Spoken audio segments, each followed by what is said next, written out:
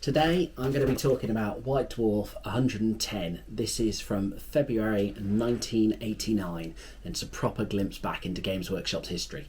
So the other week I looked at this magazine, White Dwarf 141. This was my first ever White Dwarf.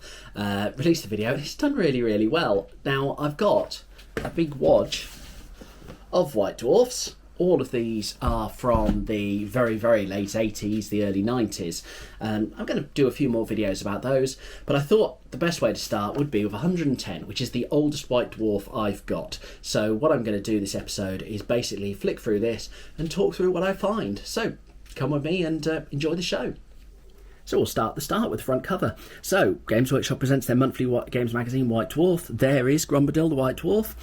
It's £1.50, so it's 45 pence cheaper than it would be in 141, the last White Dwarf I looked at. This illustration is Wayne England. We'll have more on him in a moment. You can see these kind of old style bolt guns with the sickle ammunition. The Space Marines have pointy helmets.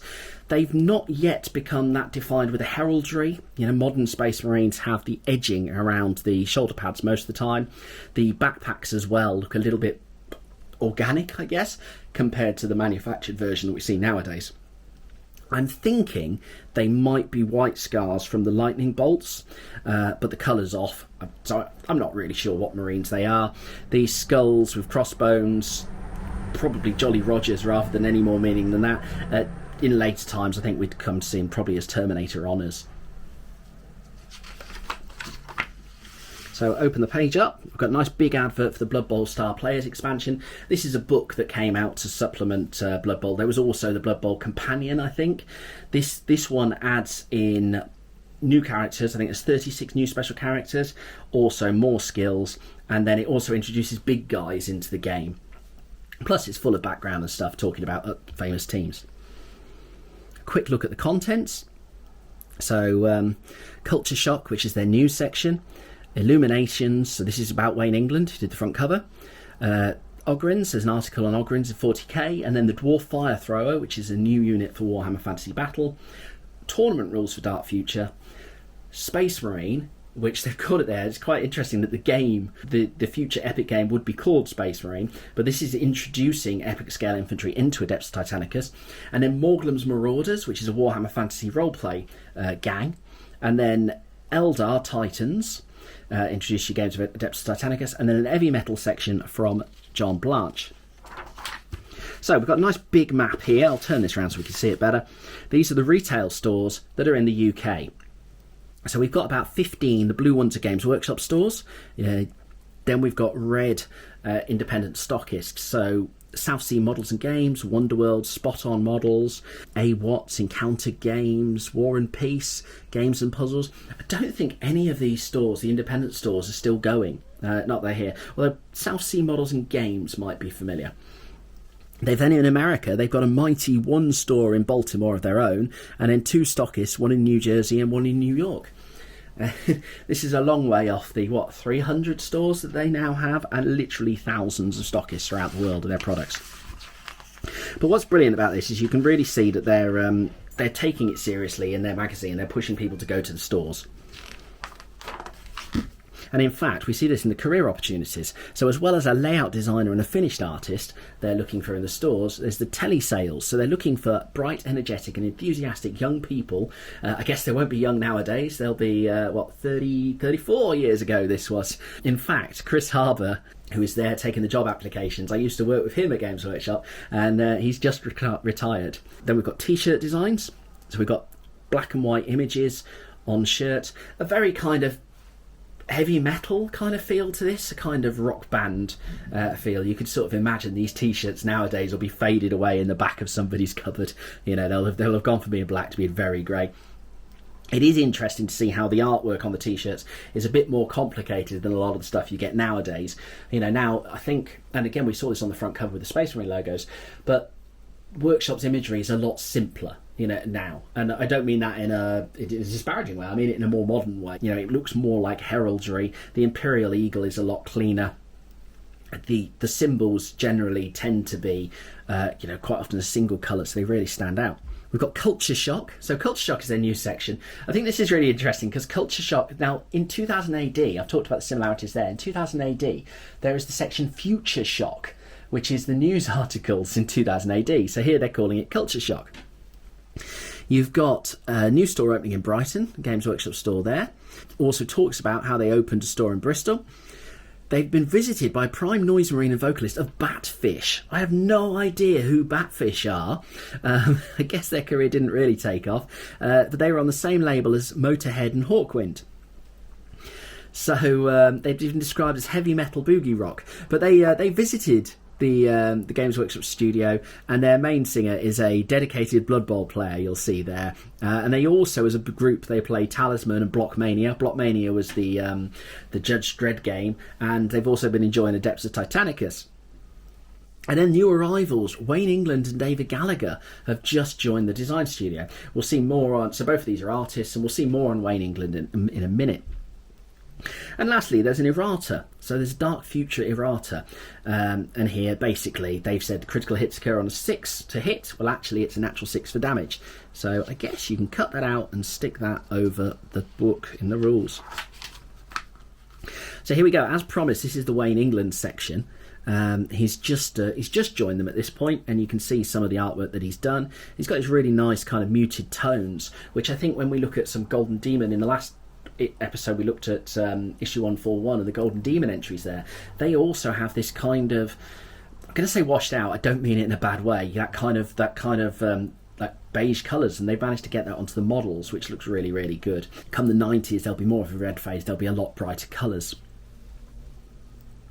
So you've got some excerpts from the sketchbook, the Frankenstein character from Blood Bowl, some Skaven. And they basically, it reads like his CV. You've got his influences, the literature he likes, the films he likes, Blade Runner and Duelists, both Ridley Scott films there. So yeah, that's introducing Wayne England. I don't recall any epic artwork that I really remember from Wayne England, you know, in terms of front covers or anything like that. I do remember he did the Chaos Space Marine artwork for, I think, the 3rd edition codex of that. He's also gone on and done a lot of illustrations for Magic the Gathering as well. We have our second advert after the Star Player one. So the Realm of Chaos books are coming out. Slaves to Darkness, which is the first one, which I think covers Zinch and Khorne, is already out. And then the Nurgle and Slaanesh one comes out in spring, $14.99. Star Players, we've seen an advert for that. Adeptus Titanicus, we'll talk about later on. There's Plastic Imperial Guardsmen here. 36 Plastic Imperial Guardsmen. I think we've got a full colour picture of that later on. That was just £10 when it came out. As are, I mean, when we look at the Warlord Titan for Epic at the moment is something like £40.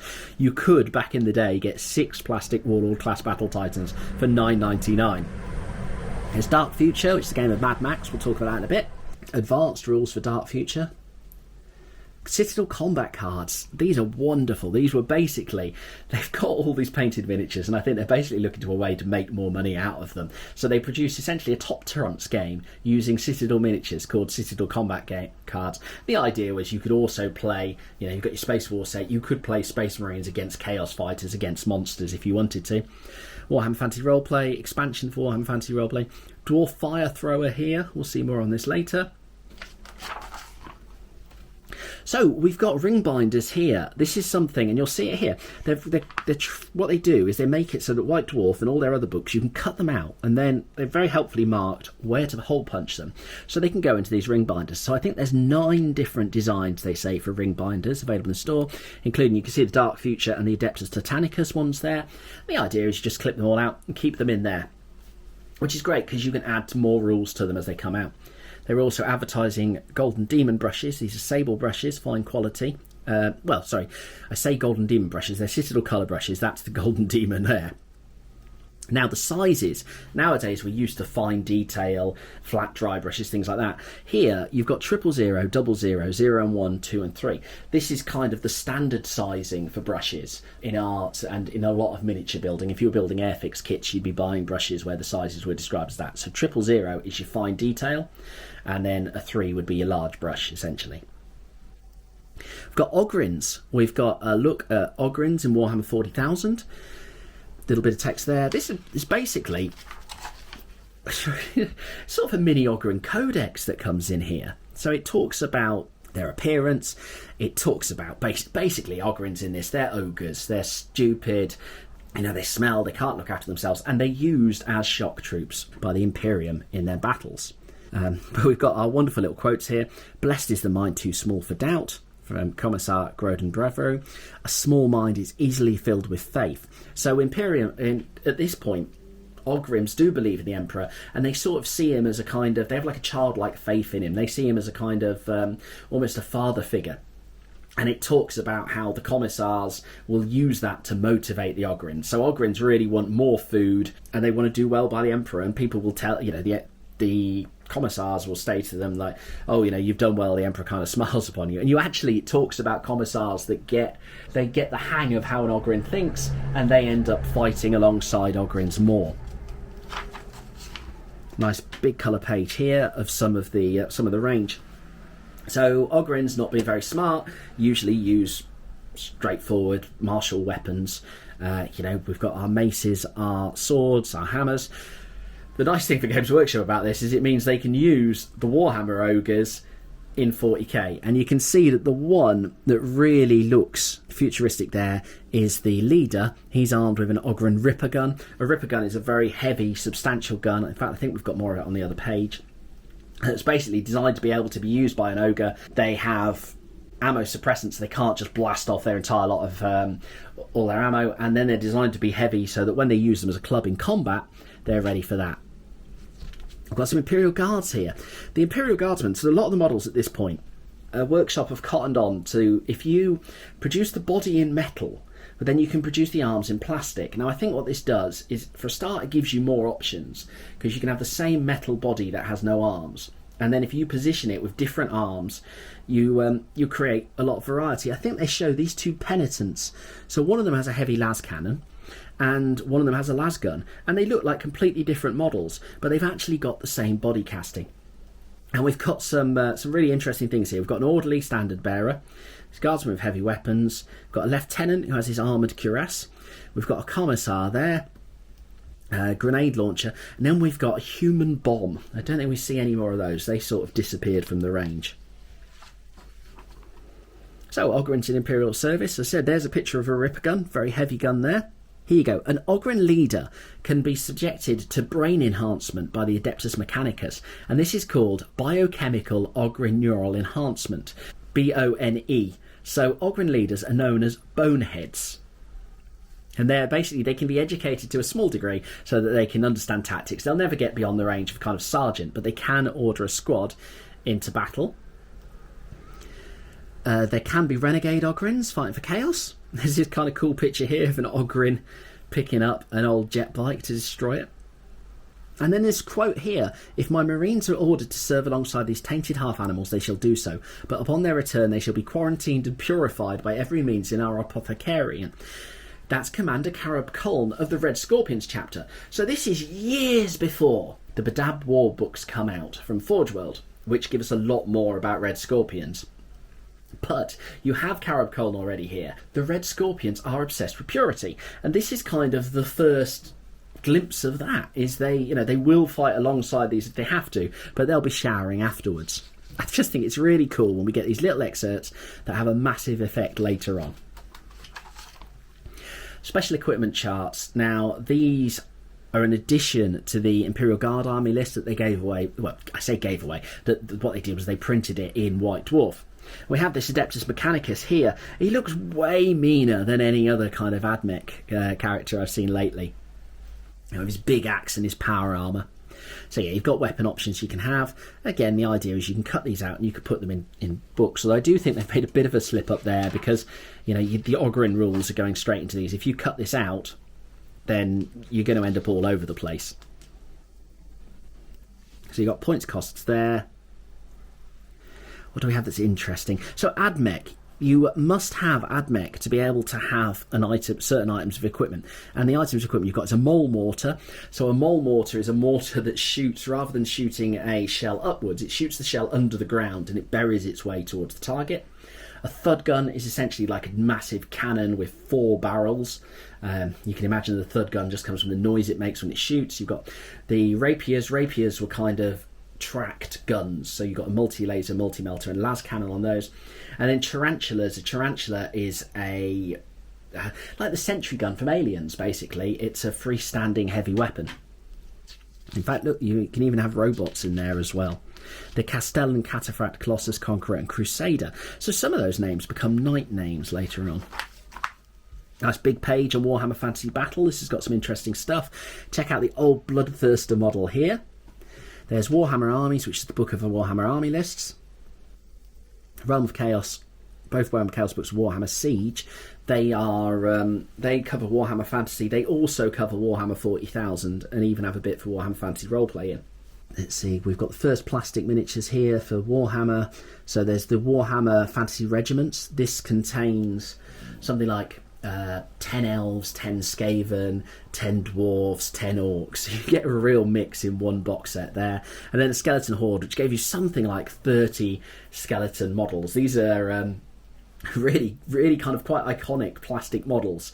But the really interesting thing I think about the skeletons is that at this time, those skeletons probably wouldn't fit into one of the bodies of the models that you see. Nice big dragon model there. And a Warhammer Townscape. This has 39 full colour card buildings for your Warhammer Fantasy Battle game. So it's basically just a big wodge of sheets, and you can use that to build yourself a town. And then the Mighty Fortress. This is expanded polystyrene that you use to build a castle, basically, that you could play, that you could use with Warhammer Siege or just use any other Warhammer games. Got some adverts for, we've got a stockist in Paris here. We've got Leisure Games. Now Leisure Games is still going. That's in the UK. They do some other ranges as well. 4 ranges of Avalon Hill, Chaosium, who did the Call of Cthulhu games, FASA, who did Shadowrun, Games Workshop, who we know and love, Palladium, who did Rifts and Palladium Fantasy, Steve Jackson Games. That's not the Steve Jackson from Fighting Fantasy books, because he went on to form Games Workshop, but Steve Jackson Games also do Munchkin, Illuminati, Netrunner, although I'm not sure what games they do at this point. There were a few adverts like this I remember in old White Dwarfs. I never called any, but it seemed an interesting kind of tie-in there. And you basically, it's like a fighting fantasy book that you call through, and you're dialing your way through and playing that adventure, and you can do that for a mere 25 pence per minute off peak. And we've got rules for Dwarf Fire Throwers from the Dwarf Engineers Guild. So this is a kind of standard Warhammer Fantasy Roleplay template here for their lists. Sorry, Warhammer Fantasy Battle template here that they use in lists. The 40k ones at this time look pretty similar as well. You've got your stat line there. We have rules for the weapons and points costs. So he talks about how the fire thrower is a very dangerous weapon. The dwarf warriors that carry them, they're singed, but they're also covered in inflammable chemicals, and so they're banned from sitting too close to the bonfire during the victory feasts.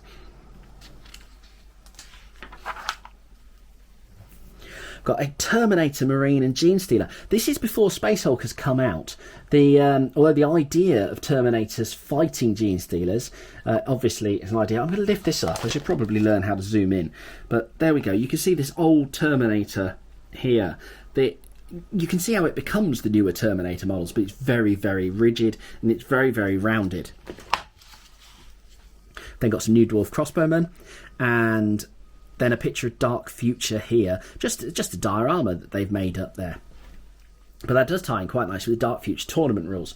So Dark Future isn't a Warhammer 40,000 game. It's set, I suppose I can't remember when it is. I think it's set like, kind of 2020 at the time or something. It's very Mad Max. The world has gone to pot. And the game was played on a rolling road, and you basically control cars and motorbikes. You can see some model motorbikes there, model cars. They've got guns on, and they'll be chasing after each other there. It had a really nice mechanic where you had a rolling road. So as the cardboard road runs out, you take the back of the road and move it to the front. So the road just keeps going. So you're just chasing and chasing and chasing. However, for tournament rules, they have some newer rules here. You have a You have a track that you're racing around, so you've got a circuit so you can actually fight. The winner of a tournament is the first person to complete 3 laps, so it becomes a race game. In fact, just a quick to say, there were 2 Dark Future books, I think Crocodile Tears and Route 666. One of them features Elvis Presley, basically, who hasn't died, as is the main character, as he's a bounty hunter in this. It's a cool setting. So yeah, we've got new rules here for vehicles in that game. I say it's not Warhammer 40,000. It's a shame that there's nothing recent, although I think there was either a phone game or something announced recently. Be interested to know if any of you have played it and what you thought of that. One of the mechanics was you have to, if you go at a certain speed, you have to take the corners wider, or you have a risk of spinning out. That was pretty cool. And yeah, you can see here that all these all the black and white dots and squares are where you can put their mounting points to put weapons on your cars. And it was cool because, you know, they were about Matchbox size, so you could just get Matchbox vehicles and use it. They did a range of plastic vehicles, of motorbikes and basic cars, but yeah, there was the potential to expand it. So Adeptus Titanicus is the original epic game. To begin with, and in fact until this episode, this issue of White Dwarf, Adeptus Titanicus is about giant titans, normally warlord titans, beating the shit out of each other. It is traitor titans versus Imperial Titans. Interesting, they're called Traitor Titans at this point and not Chaos Titans. I don't know if the kind of the Horus Heresy, although the Horus Heresy has happened, I don't know if it's happened because of Chaos at this point. I don't think it has. I think it's just happened that they have betrayed the Emperor. So this gives us, from Jervis Johnson, the rules for infantry in Adeptus Titanicus. As I said earlier, it's called Space Marine, and that was the name of the first box set that they brought out as well for Adeptus Titanicus when they did the kind of new epic. So you've got new data cards for the infantry, got new rules for playing with infantry. They basically go, Titans will move first and then infantry go there. So infantry are quicker than Titans, but of course they're not as heavily armoured. You've then got rules for buildings for them, so they could actually go into buildings, give them some protection. So we've got a quote here: despise infantry if you must, crush them underfoot by all means, but do not ignore them. Battlefields are littered with the wreckage of Titans whose crews ignore infantry. And this is Grandmaster Pheramort from the Ordo Sinister Divisio Militaris. Now I believe the Ordo Sinister is now part of the Inquisition. And here are the old plastic Warlord Titans. And this lovely picture here of a massive fallen Titan head and then 2 guardsmen kind of falling up there.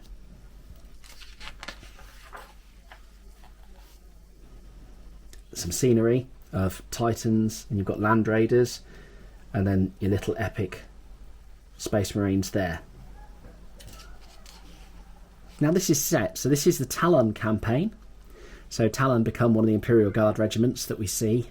Salamander Marines are already in here. These are Reaver Titans, and in fact those are Warhound Titans there. Okay, so on to the next one. I mean, yeah, lots of rules here. At this point, I think White Dwarf is such a good supplement for these games. So you've got your army list, you've got your command squads, devastator squads, tactical squads, support stands and assault stands for Space Marines. What they also do is they give you these to cut out or photocopy, these tokens, so that you can use these to represent the stands for the miniatures. Now, it's really, I mean, that's really cool because it means you can play right out of the box. Also notice that these are square. The Space Marine bases have kind of gone through different phases. I think now they're circular. They used to be rectangular, and then before then they were neat little squares. You basically had 1, 2, 3, 4 models in each corner and then one in the middle, which is normally where you put your standard bearer or your heavy weapon. And again, we've got our Imperial Guard troops here, and again you've got tokens. Notice the Imperial Guard are basically set up the same as Space Marines. You've got command, you've got assault, you've got tactical, devastator squads, and the support stands there. Got some Adeptus Titanicus models here now with some Titans. We've got Eldar. So Jez Goodwin was a massive Eldar fan. I think his research into the the kind of the Celtic influence that they have was very much Jez Goodwin researching that and trying to make it different from the sort of Roman Greek influence on Space Marines. So we've got I think it's just called a Titan at this point. I think that might become a Phantom Titan. And then we've also got Warcry Dreadnoughts, Banshee Dreadnoughts, the War Walker, and then a Vampire Spirit Warrior. Spirit Warriors were sort of smaller dreadnoughts that the Eldar had. They've become Wraith Guard, although Spirit Warriors, they always to me looked faster than Wraith Guard. Wraith Guard looked like kind of lumbering statues going across the battlefield. We've got Land Raider for the Imperial and Rhino, and then we've got our different dreadnoughts here. 4 different types of dreadnought. Sorry, 3 different types of dreadnought. They used to have nicknames as well. It's Furibundus was Fury. One of them was Chucky. Can't remember which ones. These are by like Bob Naismith, who designed the original plastic Space Marines, and then there's Alan Perry there, who is one of the Perry twins, who do a lot of historical models now, but who also did an awful lot of work with the Lord of the Rings range. We have the same tokens in colour that you can use. And then the rules for Golden Demon here. If you went into a shop and you were one of the 3 winners, you used to get a Master Painter t-shirt, a £10 gift voucher for the workshop, and an invite to the final, which was held in Derby as part of Games Day. You've got the different ranges here, the categories you could have entered. Sorry, that seems to be... I was going to say a train going past, but it sounds like it could be a plane. Many people would edit this out. I'm probably going to carry on. So, single character, single conversion, monster, mounted figure, vignette, which is 4 models on a scenic base, 40k vehicle, dark future vehicle, Blood Bowl team, and then Titans. So those are the different sections that you can answer there. Interesting that the single character and the monsters aren't separated from 40k or Warhammer.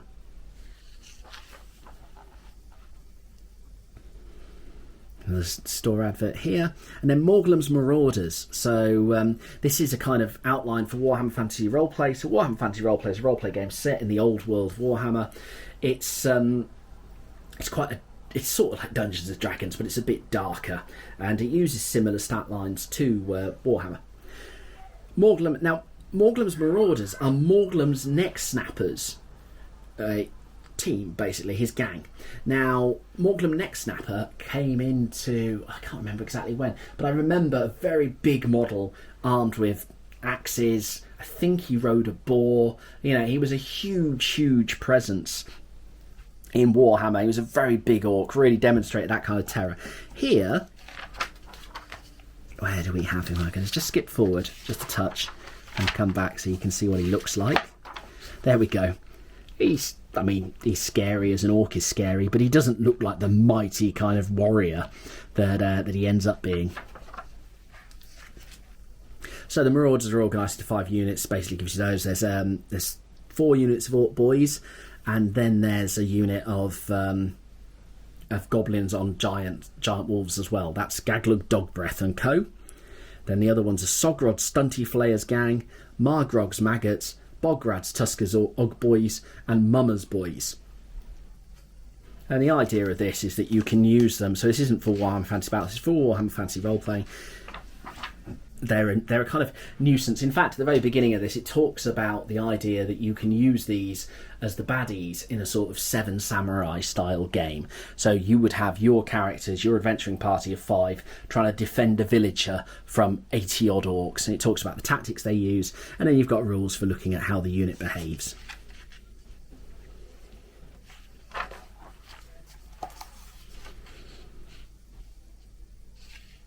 And then it sets up a scenario here that you can look at. And here's the stats for everything. You can just see one of the stat lines here. Again, I'll just hold this up. Give you an idea of the difference between Warhammer Fantasy Roleplay and Warhammer. So their move values are about the same, but then their weapon skill and ballistic skill become a percentage. Their strength and toughness is the same. They've got a lot more wounds, 16 wounds, initiative 50. Again, these are using percentages rather than 1 to 10. And the same for their more complicated stats there, their kind of intelligence stats.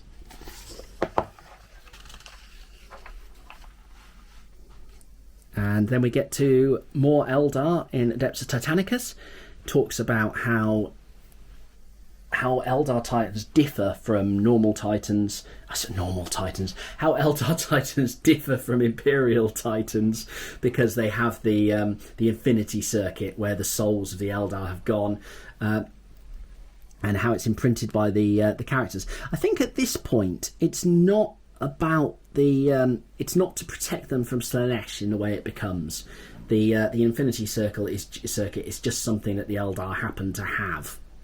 And you actually get an insight into the Eldar language, the Corifellen, I'll say, which are giant, long-striding warriors. That's what they call their Titans there.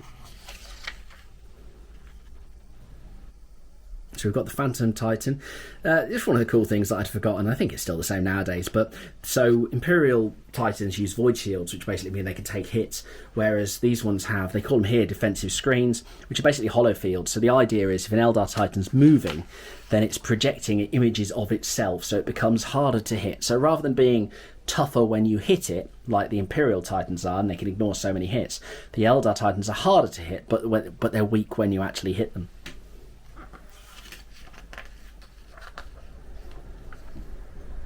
Then you've got your data cards here with the rules for both of them. Oh yeah, make no mistake, human, we do not fight for your emperor, we fight against Horus. So they do fight against chaos is why they're here, and that's something in one of the short stories that they kind of talk about, is a group of Titans, of Imperial Titans, who will then run into Eldar Titans, and they basically agree to fight alongside each other. But this is Lord Phoenix Madaleth BL10 Craft World. So the BL10 Craft World, it still exists in the rules nowadays in the background, but it's Lord Phoenix, so it's a rank, and this is also in, I was looking at the chapter approved book that came out around this time for 40k. So Lord Phoenix is an Eldar rank, whereas in future we get the Phoenix Lords, who are sort of the peak of the Aspect Warriors. Then we've got some symbolism here, the Biel-Tan heart there. That looks like the Elatox sword, but I think at this point, well, in fact, that's the Eye of Iandan as well. Then you've got some banners that they might use. And then colour pictures, again, of the larger Titans, and then some of the smaller Dreadnoughts as well. Their Dreadnoughts can have jump packs. It's kind of cool. And then just rules for the Elder vehicles as well.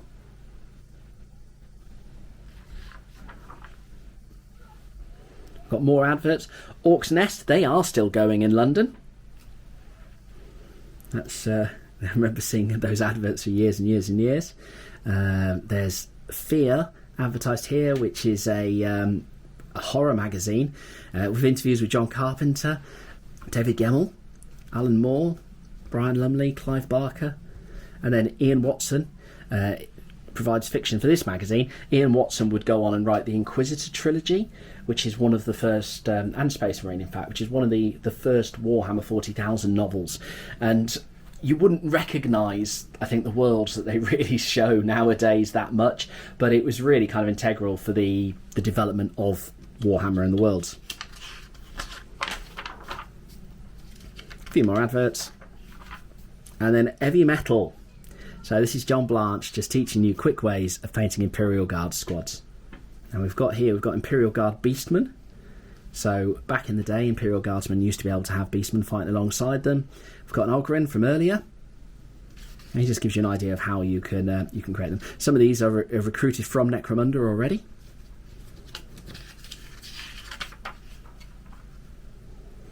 And then just some details, just how to paint basic things. Really good how he sort of describes how to do it. So if you want to do an Aquila, then you paint a white triangle and you basically cut into it. So apologies for the slight cut off there. The batteries went up my video camera. I talked for a bit more than I thought there.